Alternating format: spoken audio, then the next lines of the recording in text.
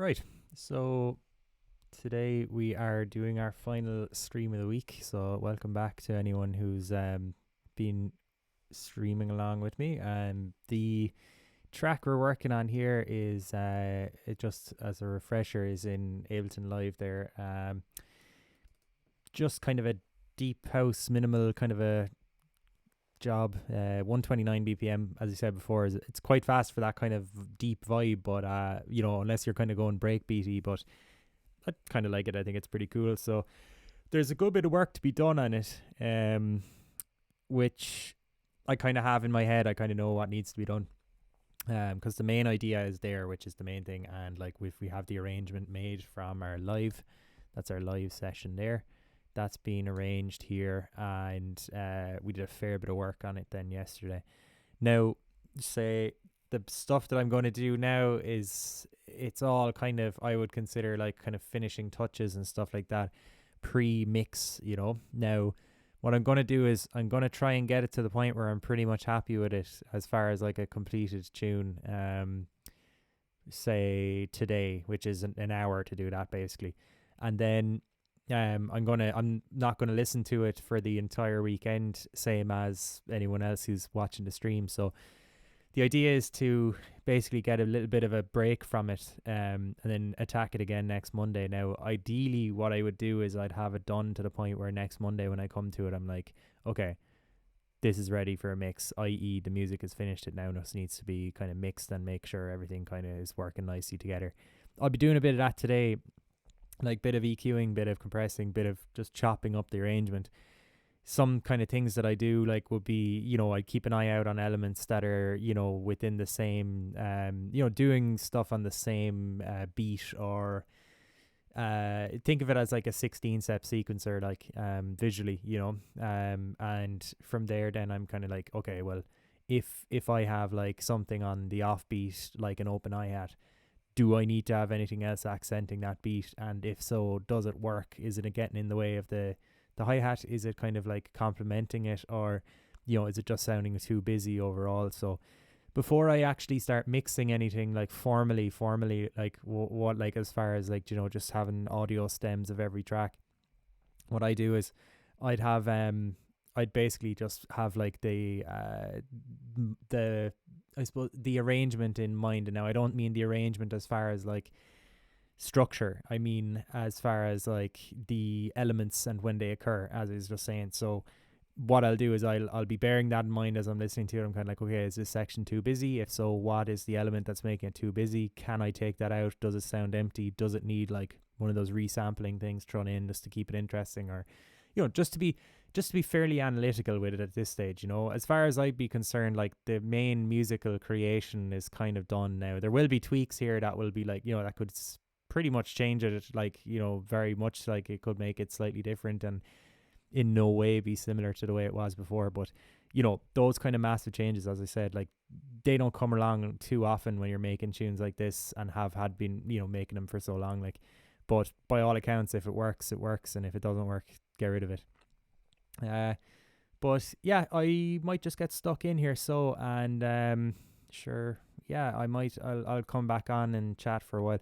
I think there's something wrong. I don't know if anyone is even commenting. I'm pretty sure my good pal Lezuns has left a couple of comments here in the thread. For some reason, like I'm monitoring this on my iPad here, and I'm not seeing anyone comment. I don't know.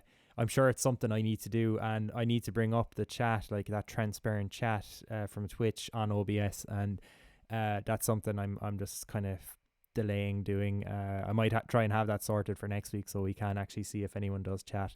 Not that I'm even sure there's a whole lot of action there, but no harm. Plus, it's a good way to kind of tell me I'm doing something awful, or ask questions or something like that as well.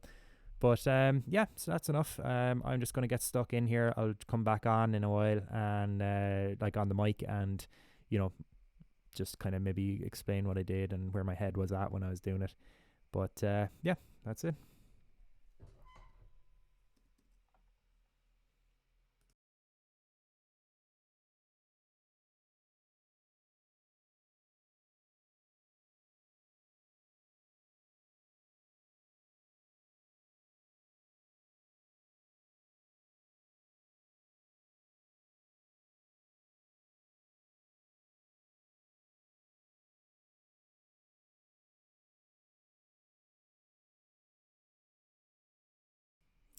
So in that time, my Ableton has closed. I don't know if I did that accidentally when I was tabbing, or did it just unexpectedly close.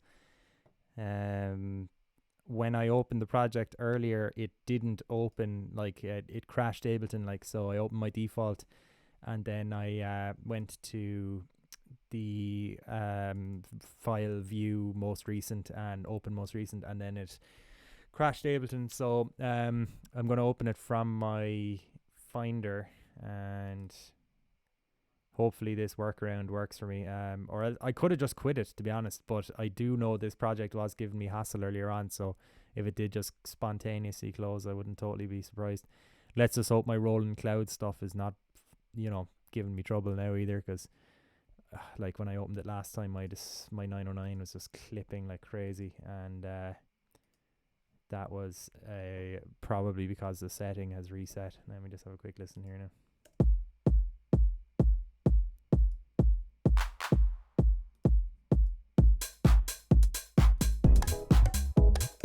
Cool. Okay. I think we're good.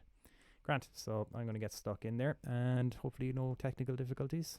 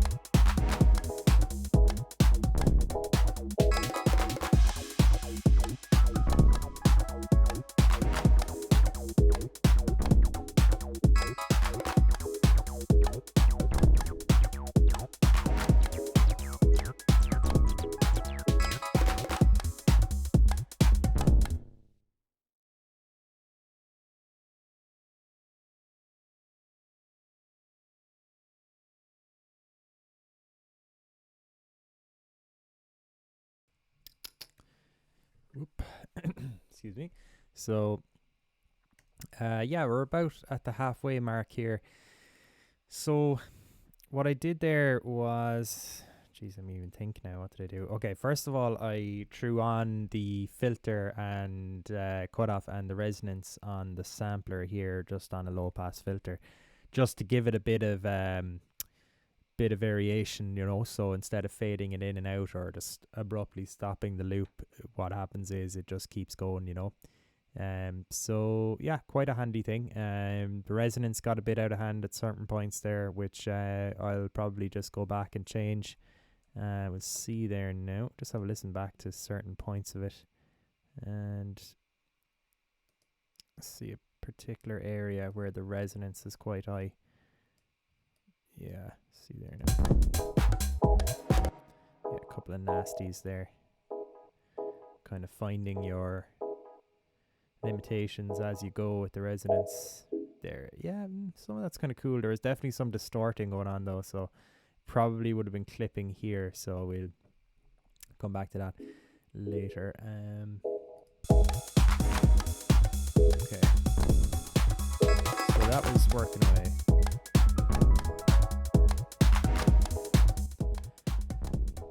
Okay, so we have the toys. Yeah, I actually took a full section out here.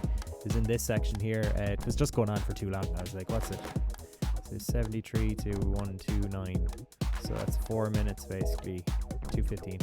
Minute and 45 of just pure groove. It's one of those things like you're gonna, after a while, you're gonna struggle to keep it interesting if you don't have a whole lot of elements, which is this very much is just this whole exercise, in my opinion. Keeping simple loops as interesting as possible for as long as possible. I still don't think it's perfect. It's one of those things I'd say there'll be a couple of things where I come back to it next week and change, as opposed to go straight into mixing like straight away. I'm kind of hearing some bits that I'd like to change, but nothing major no. But I noticed a couple of things. I think the swing in the hats and the percussion, part of it's class, some of it's not so class. So yeah, anyway, we'll keep it going for a minute.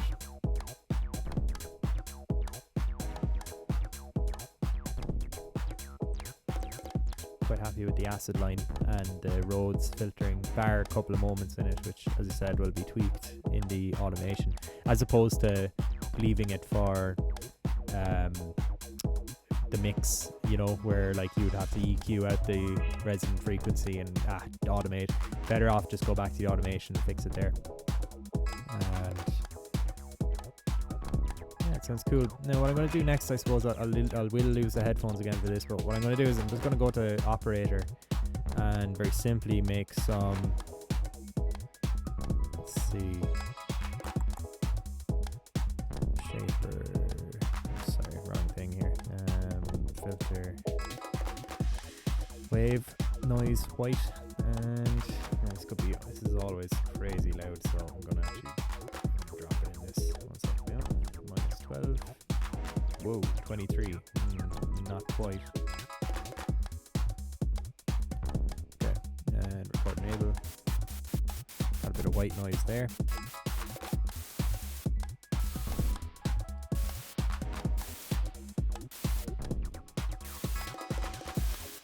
Bit of everything on it.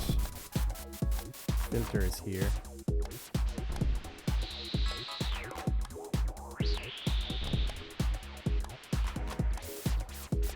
If you do want that, now you have the choice here really. Like what I'd probably do is I'd probably just map this filter. Honestly, it does not matter at all, but keep that the way it is, right? Go to my audio effects, go to my auto filter. That's going to then, actually, you know what, I won't do it this way, I'm going to do it the other way. So I'm going to put an EQ after this. I'm going to high pass it to, we're going to say 200 hertz, I'd say that could be enough. Probably more, actually, yeah, we say 400. Now again, this should be done by ear, like I'm just guessing frequencies here. Let's say there. Tiny bit of a high shelf then. Cool, okay. Now, what I'm going to do is I'm just going to go back to my view here. I'm just going to take, it's white noise, so it doesn't matter what note I play in. And I'm just going to press play here.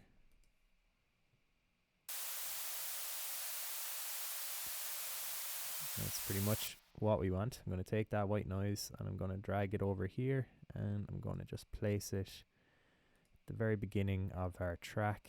Take me out of automation mode. Clip is too tiny to loop. Oh, come on. Don't make me zoom in again. Oh, it's making me do it. Ableton's. And that should be enough now. So, yeah, cool. So what I'll do is, again, just take this. So you're probably going to see is like, in my workflow, I quite like to, I suppose I kind of like to have my tracks kind of looped the whole way, and kind of dig into them and just make subtle variations in them, rather than making like long loops in my arrangement view or in my live view and trying to create variations in there. I don't know, some people find it easier. I definitely do as well, but sometimes I just don't do it sometimes, you know. And I wouldn't say it's because I'm on stream. Like there'll be a lot of times where I'm just kind of like, all right, come on, just get from the live view into the arrangement view like quick as, you know, we can settle, make some big decisions, get the work done, you know. But what I'm going to do with this is I'm just going to loop, or I'm just going to press play, and it's going to just sound like that at first. But what I'll do is I'll map this, and then actually one thing I do like to do here as well. So I'm just going to go to my MIDI mapping first. I'm going to delete those two. Going to go to my effects, plugins, kilohertz, probably kilohertz, or so, I don't know, kilohertz, something like that.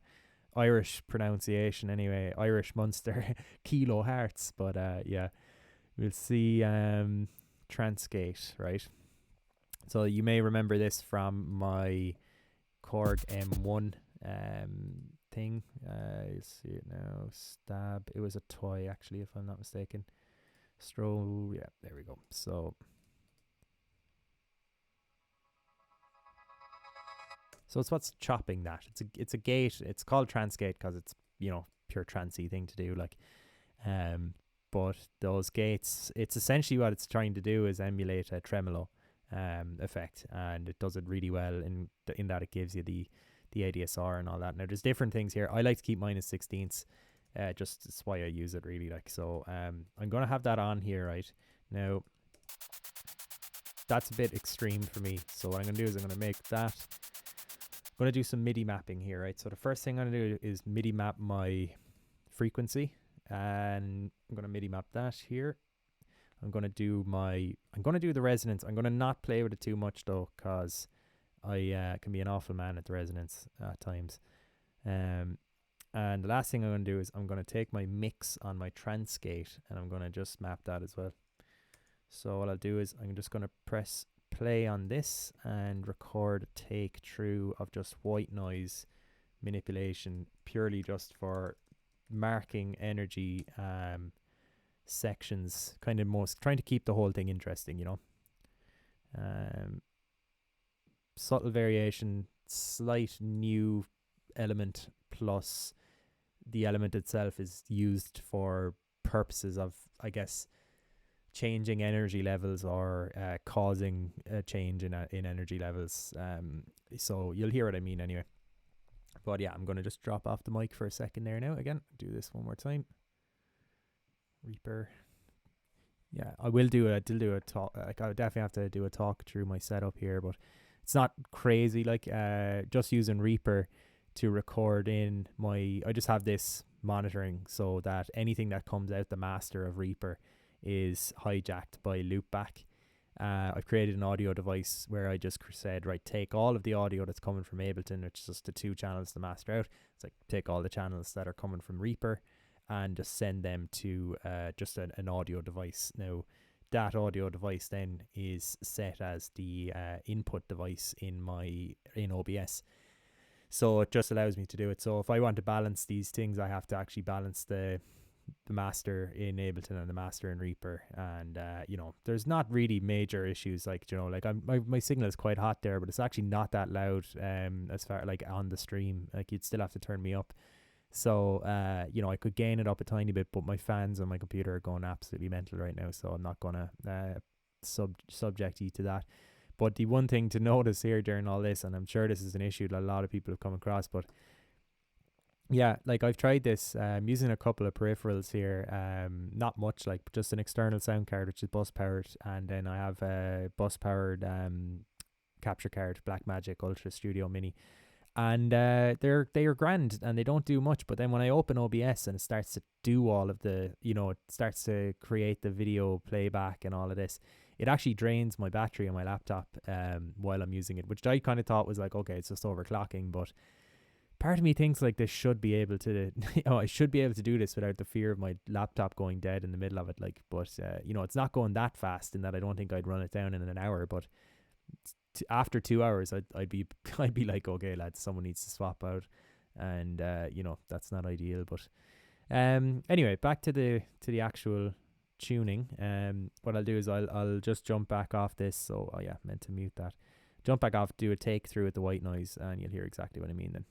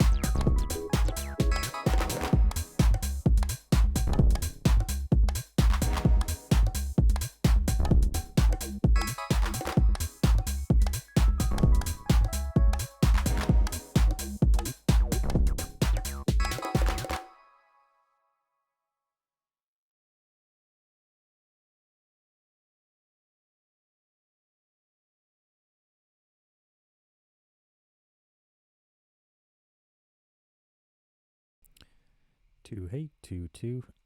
Let's have a look. See. Okay. So yeah, that's basically taken us up to time there.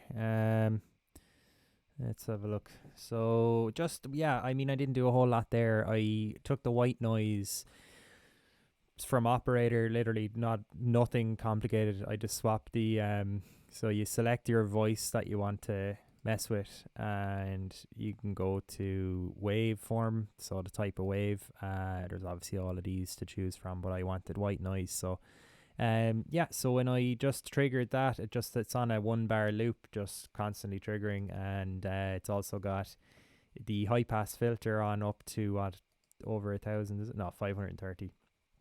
Then transgate, which is just our slicer or tremolo. Oop. Sorry about the old camera action there. I'm using the Nikon D50-100, and it's great. It looks cool. I think I'm pretty happy with it for an entry level DSLR. It looks pretty class, but it doesn't have a clean HDMI out, which I've managed to work around by doing a firmware modification, which is actually a lot easier than it sounds like. But the other thing I tried to mod in the firmware was the I can't remember exactly what it's called, but essentially it's like those time specific auto shut off kind of things. The maximum you can have it on the live view, which is 15 minutes. So for some reason it didn't do it, and I'm a bit apprehensive to do it again, just at the risk of breaking it, you know. But it's grand. So just in case you're wondering why I lose visual every so often, that's why. But the alternative is using my laptop's internal camera, but it's just not as nice, I suppose. It's grand though, you know, it's cool, but you see a whole lot too much, I think, with it. And color wise, it's just not as accurate. Get the paleness of my skin through the DSLR a lot better than the than the built-in camera. But look, basically just to get back to this, the white noise is grand. It is doing its job. Transgate. Now, some of it's a bit nuts. Some of it I was a bit like, oh Jesus, I'll definitely have to tweak that. Chances are though, what I'll do with this is I'll probably bounce it out to audio. So basically create a resampling track like we did with Toys. Sample the whole thing of what I did and just pick a few bits out of it and use it where I want, you know.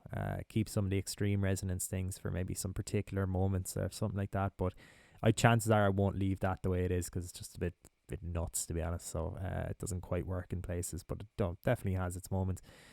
The delay is just to give it a little bit of extra spaciness. It's quite low, so it's not major, but it's already going through a lot of my spatialization sends as well as the saturator and that. So it's pretty cool. But I think this own delay here kind of does help, and a lot of people will be like, why don't you just run it through the delay, which I already have, and why don't you just turn it up? I just like the little subtle extra bit of its own on its own channel, and it's in sync with the BPM of my project, so it's not going to sound like a different delay or anything like that, so it's not a major deal, but just how I kind of like to do things. Now, so I know I said I wouldn't do anything on this over the coming few days, which I don't want to feel like there won't be any major change. I'll tell you what, right? I'm probably going to do a little bit, and what I'm going to do is going into my, say, drums and creating subtle fills and tiny bits of that kind of thing. I won't be doing anything to do with the mix or the levels or anything like that, because I'm currently monitoring the stream audio. I'm currently monitoring my Ableton through my studio monitors here, and that's well and good. And that's why I mute the audio to the stream in Reaper from the mic every time, so that you don't hear the room sound. Now, if I'm to just wear my headphones and start mixing, and then come back here next week and the whole thing sounds like just awful, then what I'll be doing is I'll be just going back and having to redo things or undo things nearly. So I might jump into the project over the weekend just for a while, just to create some fills and just some variation in that, but there won't be anything like sonically done, which I think, to be honest, is really important that I don't do anything like that, because I don't want anyone to come along and just be like, oh, this project sounds way different than it did last week. What's that about? What did he do? Oh, he must have done something special, like I genuinely wouldn't be doing anything special or anything. But the most important thing is just to do all of your work on speakers that you're familiar with. And if I was to start doing it on headphones, which I'm obviously very familiar with, it just won't come across as well. So I won't do that. But what I will do is maybe jump in and do some of the fills, and I'll take note of what I do, and I might screen grab it and just throw it on my YouTube channel or something like that. So if someone really does want to see every nuance of this project, they can just go on and see it there. But I probably won't live stream that. I might though. I'll see. I might, if I'm bored, I will. But you know, it'll be a bonus content, you know. But yeah. So that's pretty much us, I think. What are we at here? I think we're just over the hour. Don't really want to finish before 4:00. So what I'll do is I'll just play the track from the last breakdown out. Gonna keep my headphones on. Turn it down a small bit.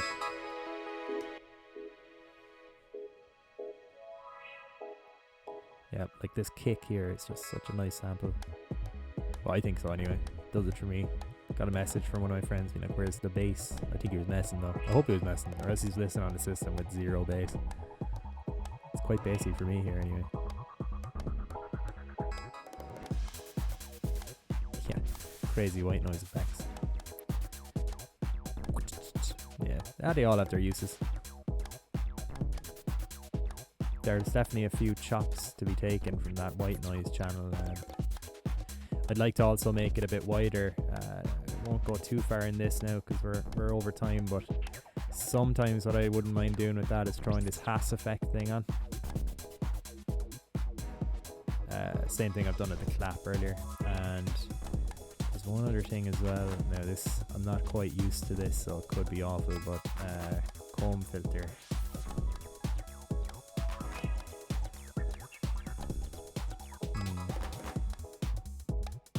Might come back to that one.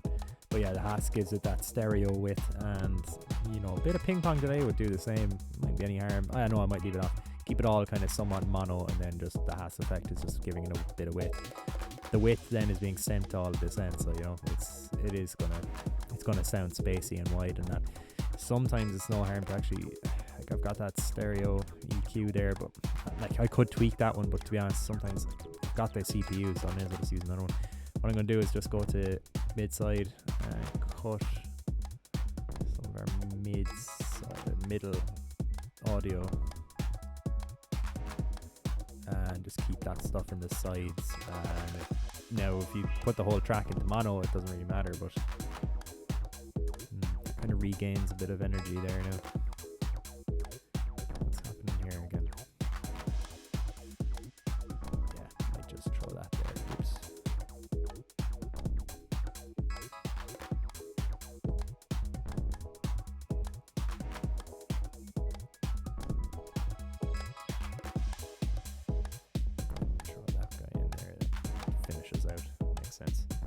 Energy levels at the end, we don't want them to be too kind of energetic.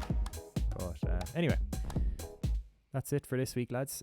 Hope you enjoyed it, and yeah, I'll see when I see, and by that I mean next Monday at 3 till 4:00, or potentially a sneaky one over the weekend, but don't know. I'll see. Thanks again.